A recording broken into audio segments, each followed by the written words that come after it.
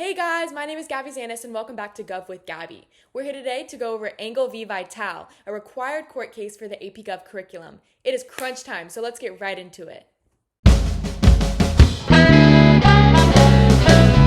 So there's a school in New York, and every single morning they recite a prayer. It is not compulsory, it's not mandatory for the students to participate, but then a parent, Engel, he sues Vitale, the president of the school board. At the start of each day in New York, the students recite both the Pledge of Allegiance and the prayer. The prayer reads, quote, "Almighty God, we acknowledge our dependence upon Thee, and we beg Thy blessings upon us, our parents, our teachers, and our country," end quote. This prayer is non-denominational.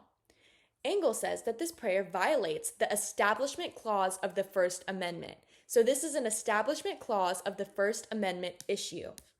So the big question, the big issue, is does the classroom reading of a non-denominational, non-compulsory prayer in a public school, which is very important, public school, violate the Establishment Clause of the First Amendment? Let's see what the Supreme Court says.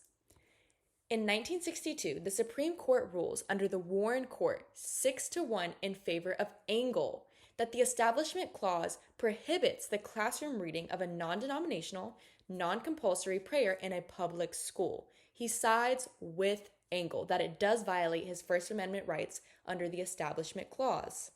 So, why does the Supreme Court side with Engel and say that it does violate his rights under the First Amendment, specifically the Establishment Clause? Well, the Establishment Clause calls for a separation of church and state. And if the government is promoting a religion through school prayer or any other method, then therefore there is not a separation of church and state, even if students are not required to participate. The fact that the prayer is non-denominational isn't significant at all because the government is still promoting a certain type of religious thought, in contrast to other types of religious thought, or no religious thought at all. So why is this case so important?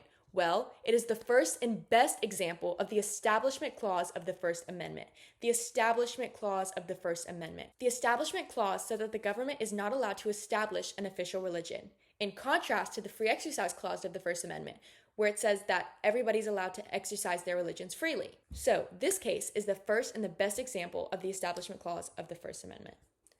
Okay, thank you guys so much for tuning in. I hope you learned a little bit more about Engel v. Vitale, or this was a really good review for your AP exam coming up in May. If you want to get a 5 on your AP Gov exam, or you just love AP Gov, make sure to subscribe, like, and comment. Thank you guys. Bye!